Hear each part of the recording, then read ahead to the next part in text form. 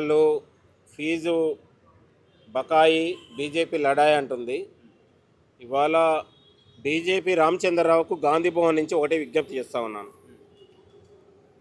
12 ఏళ్ళుగా తెలంగాణ రాష్ట్రానికి Indian institute of management రాలే, ఇండియన్ ఇన్స్టిట్యూట్ ఆఫ్ డిజైన్ రాలే. ఇవి కేంద్రం ఉన్నటువంటి ప్రముఖ విద్యా సంస్థలు 26 రాష్ట్రాల్లో నెలకొల్పారు. మరి తెలంగాణకి ఎందుకు రాలేదో బీజేపీ రామచంద్రరావు చెప్పాలి. ఇండియన్ ఇన్స్టిట్యూట్ ఆఫ్ మేనేజ్మెంట్ కోసం దీక్ష చేస్తే ఆ దీక్షలో నేను కూడా వెళ్ళి కూర్చుంటాను. కాబట్టి 12 ఏళ్ళుగా తెలంగాణ రాష్ట్రంలో బీఆర్ఎస్ వచ్చిన తర్వాత తెలంగాణలో ప్రభుత్వ విద్య పూర్తిగా విధ్వంసం అయిపోయింది. ఇవాళ దొంగలకు, దోపిడీదారులకు, ఇవాళ ప్రైవేట్ కాలేజీలకు అవినీతి అక్రమాలకు దోచిపెట్టారు.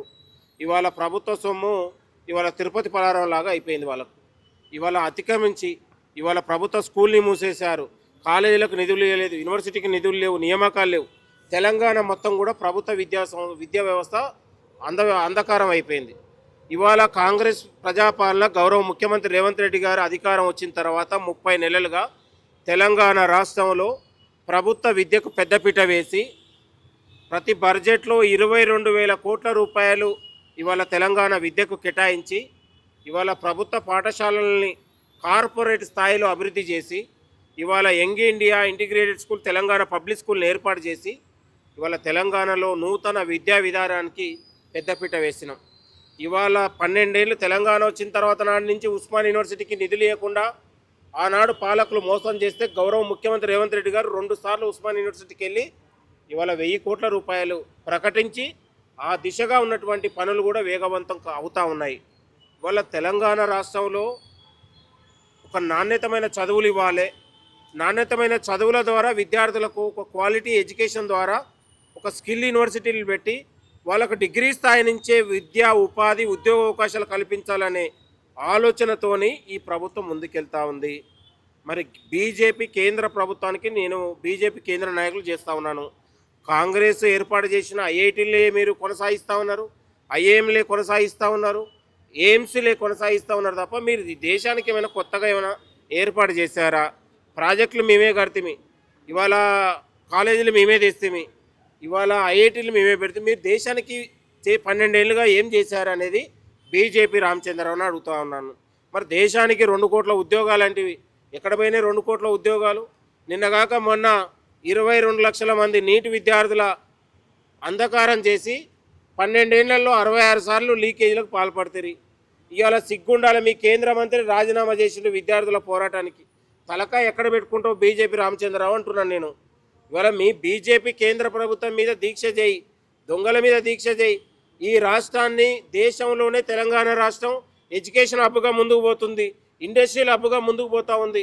ఫార్మా రంగంలో, ఇండస్ట్రియల్ రంగంలో, ఇవాళ విద్యా, ఉపాధి, ఉద్యోగాల రంగంలో ఈ దేశంలోనే తెలంగాణ రాష్ట్రం ముందుకెళ్తూ ఉంది. ఇవాళ తెలంగాణ రాష్ట్రం పైన బీజేపీ కేంద్ర ప్రభుత్వం వివక్ష దానిపైన దీక్ష చేస్తే ప్రజలు హర్షిస్తారు. కాబట్టి ఈ దొంగ దీక్షలను, ఈ ఉన్నటువంటి ఈ నకిలీ పోరాటాలను తెలంగాణ ప్రజలు నమ్మరు. ఇవాళ బీఆర్ఎస్ అవినీతికి అడుగులకు మడుగులొత్తింది బీజేపీ పార్టీ. ఇద్దరు బీఆర్ఎస్, బీజేపీ ఇద్దరు సిండికేట్ రాజకీయాలు. ఇవాళ బీఆర్ఎస్ అవినీతిని బీజేపీ కాపాడుతూ ఉంది. కాబట్టి తెలంగాణ రాష్ట్రంలో గౌరవ ముఖ్యమంత్రి రేవంత్ రెడ్డి గారి నాయకత్వంలో ఇవాళ ప్రభుత్వ విద్యకు మేము అభివృద్ధి చేయగలిగినాం, విద్యార్థుల భవిష్యత్తును తీర్చిదిద్దినాం. ఇవాళ బీజేపీ రామచంద్రరావు పోయి తెలంగాణ రాష్ట్రంలో ఎక్కడైనా ప్రభుత్వ పాఠశాలల్లో అడ్మిషన్ దొరుకుతుందో వెళ్ళి చూడాలి. అంటే అంత డిమాండ్ ఉంది, క్వాలిటీ ఎడ్యుకేషన్ ఇస్తూ ఉన్నాం. ఇవాళ ముఖ్యమంత్రి గారు ఇవాళ బ్రేక్ఫాస్ట్ పెట్టగలిగారు, విద్యార్థులకు లంచ్ పెట్టగలుగుతూ ఉన్నాం. విద్యార్థులకు మేము ఒక పౌష్టిక ఆహారాన్ని ఇచ్చి విద్యా వ్యవస్థను మేము బలోపేతం చేస్తూ ఉన్నాం. ఇన్ని అభివృద్ధి కార్యక్రమాలు మరి బీజేపీ నాయకులకు కనబడట్లేదా అని ఈ సందర్భంగా నేను విమర్శిస్తూ ఉన్నాను. అయితే కొండా సుస్మిత చేసిన డైరెక్ట్గా రేవంత్ రెడ్డి ఉద్దేశించి మాట్లాడిన మాటల్లో కొండా సురేఖ మంత్రి పదవి నుంచి తొలగించాలంటారు. కాంగ్రెస్ పార్టీలో ఉన్నటువంటి 18 మంది ఎమ్మెల్యేలు కూడా పెద్ద ఎత్తున ఒక ప్రెస్ మీట్ నిర్వహించారు. దీని సమస్య ఏం కాబోతుంది, వివరాలు ఇచ్చే కొండా సుస్మిత చేసిన వ్యాఖ్యలకు కొండా సురేఖ గారు బాధ్యత వహించాలి. ఎందుకు బాధ్యత వహించాలంటే కన్న కూతురు కాబట్టి. ఇవాళ ఆస్తులకే వారసులాగా అనుకోకుండా రాజకీయాలకు కూడా వారసులు అనుకోవాలి. ఇవాళ తప్పు చేసినప్పుడేమో నాకు సంబంధం లేదు, మంచి చేసినప్పుడేమో నా కూతురు నా కొడుకు అనుకుంటే కాదు. రాజకీయాలలో సుదీర్ఘంగా 25 నుంచి 30 ఏళ్ళ సుదీర్ఘ అనుభవం ఉన్న వాళ్ళు, ఒక నిబద్ధత ఉండాలి, నిజాయితీ ఉండాలి, కృతజ్ఞత ఉండాలి, విశ్వాసం ఉండాలి. ఇవన్నీ లోపించినప్పుడు మనం ప్రజలలో చులకనైపోతాం. కన్నతల్లి లాంటి పార్టీ, అవకాశాలు ఇచ్చిన పార్టీ, ఒక ఎంపీటీసీ స్థాయి నుంచి ఎంపీపీ స్థాయి నుంచి ఇవాళ 2-3 సార్లు మంత్రిగా అవకాశాలు ఇచ్చినటువంటి పార్టీకి ఎప్పుడు కూడా మనం కృతజ్ఞత ఉండాలి. ధర్మాన్ని ఎప్పుడు కూడా తప్పొద్దని కూడా కోరుతా ఉన్నాను. కాంగ్రెస్ పార్టీ అనేది గొప్ప పార్టీ. అనేక మంది కార్యకర్తల్ని ఇవాళ ఎమ్మెల్యేలుగా, మంత్రులుగా తీర్చిదిద్దినటువంటి ఘనత కాంగ్రెస్ పార్టీలో ఉంటుంది. స్వేచ్ఛ ఉంటుంది, కానీ స్వేచ్ఛ కూడా మితిమీరి వద్దు. హద్దుల్లో ఉంటేనే స్వేచ్ఛ, గౌరవం ఉంటుంది. కాబట్టి అందరికి వర్తించదు, ఓన్లీ కొండ సురేఖ వర్తిస్తుందా? కొండా సురేఖ గారు కానీ ఇంకా నాయకులు కానీ కాంగ్రెస్ పార్టీ అందరి నాయకులు ఉన్నటువంటి వ్యవహార తీరును, మాట్లాడే విధానాన్ని కాంగ్రెస్ పార్టీ నాయకులు, క్రమశిక్షణ ఉన్నటువంటి కమిటీ వాళ్ళు కానీ కాంగ్రెస్ అధిష్టానం అబ్జర్వేషన్ చేస్తుంటుంది. ఎవరేం మాట్లాడారు, పార్టీ ఎవరు మాట్లాడడం వల్ల నష్టం జరిగిందని అన్ని వివరాలు తెప్పించుకొని మాట్లాడతారు. ఇవాళ అందరికీ ఒకటే న్యాయం ఉంటుంది, గుర్తుపెట్టుకోండి. వ్యక్తులకు ఎప్పుడు కూడా అవకాశం కాదు, వ్యవస్థలకే ఉంటుంది. వ్యక్తులు వస్తుంటారు, పోతుంటారు. ఇవాళ 3 పార్టీలు 2 పార్టీలు మారిన వాళ్ళు కూడా ఎన్నికల ముందు కాంగ్రెస్ పార్టీ గాంధీ భవన్ దగ్గర, మెట్ల దగ్గర మేము కాంగ్రెస్ పార్టీ అవకాశాలు ఇవ్వాలని బతలాడుకున్న వాళ్ళు. కాబట్టి గౌరవం ఉండాలి. కాంగ్రెస్ పార్టీ అనేది గొప్ప పార్టీ. లక్షలాది మంది కార్యకర్తలు కలిగి ఉన్నటువంటి పార్టీ. ఇవాళ ఎస్సీలకు, ఎస్టీలకు, బీసీలకు గౌరవించే పార్టీ, సామాజిక న్యాయానికి పెద్దపీట వేసే పార్టీ. కాబట్టి అన్నం పెట్టిన పార్టీకి ఎవరు ద్రోహం చేసినా ఎట్టి పరిస్థితుల్లో క్షమించము. అన్నం పెట్టిన పార్టీకి సున్నం పెట్టాలని చూస్తే మాలాంటి యువత తిరగబడతాము. కాంగ్రెస్ పార్టీని కాపాడుకుంటాము. కాంగ్రెస్ పార్టీ ద్వారానే ఈ దేశానికి ఇవాళ ఒక భద్రత కానీ, రక్షణ కానీ ఉంటుంది. కాబట్టి తెలంగాణ రాష్ట్రంలో కాంగ్రెస్ పార్టీ గొప్ప పార్టీ. ఈ పార్టీ పైన ఎవరు విమర్శలు చేసినా మేము తీవ్రంగా మా ఆలోచన మేము స్పందిస్తాము. కాబట్టి పార్టీ నాయకులు కూడా ఎవరు ఏ తప్పు మాట్లాడినా కూడా ఎట్టి పరిస్థితుల్లో క్షమించరు.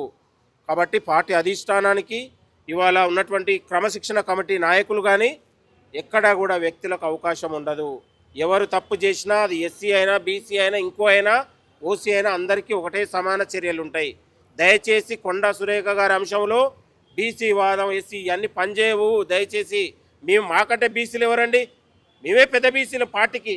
కానీ పార్టీ ఏది చెప్తే మేము అది చేస్తాం. పార్టీ మాకు అంతిమంగా నేను అనేది అది పార్టీ చూసుకుంటుంది. పార్టీ చూసుకుంటుంది తప్పకుండా. పార్టీ అందరి మాట్లాడిన తీరును అబ్జర్వేషన్ చేస్తుంటుంది. అన్ని ఆడియో క్లిప్పుల్ని అన్నీ గమనిస్తుంటుంది. మీరు గుర్తుపెట్టుకోండి, కాంగ్రెస్ పార్టీ పార్టీకి ఎవరికి నష్టం అనేది వాటిల్లినా తప్పకుండా చర్యలు ఉంటాయి. ఇక్కడ కాంగ్రెస్ పార్టీ ఎన్ని గొడవలు పడితే మాకు అంత లాభం చేకూరుతుందని చెప్పేసి బీఆర్ఎస్ పార్టీ నాయకులారా వాళ్ళు గోతికాడ్ నకల్లాగా ఎదురు చూడొచ్చు, కానీ అవకాశం ఇవ్వం. మళ్ళీ 2028లో వచ్చేది కాంగ్రెస్ పార్టీనే. మీరు గుర్తుపెట్టుకోండి. నాయకులు వస్తుండ్రు, పోతుండ్రు. కాంగ్రెస్ పార్టీలో లక్షలాది మంది కార్యకర్తలు, ఇట్లా పిలుపునిస్తే 1,00,000 మంది కార్యకర్తలు వచ్చే పార్టీ కాంగ్రెస్ పార్టీ. మీరు గుర్తుపెట్టుకోండి, కాంగ్రెస్ పార్టీ గొప్ప పార్టీ.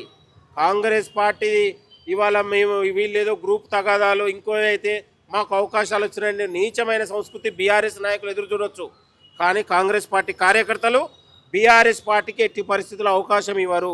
మీరు గుర్తుపెట్టుకోండి, వచ్చే ఎన్నికల్లో మళ్ళీ తిరిగి మేము కాంగ్రెస్ పార్టీ భారీ మెజార్టీతోని అధికారం రాబోతా ఉన్నాం. గౌరవ ముఖ్యమంత్రి రేవంత్ రెడ్డి గారి నాయకత్వంలో, మహేష్ కుమార్ గౌడ్ గారి నాయకత్వంలో. కాబట్టి కాంగ్రెస్ పార్టీ గొప్ప పార్టీ. పార్టీకి ఎవరు ద్రోహం చేయాలని చూసినా కూడా ప్రజలు, కార్యకర్తలు క్షమించారనే విషయాన్ని మరొకసారి గుర్తుపెట్టుకోవాలి అందరికీ.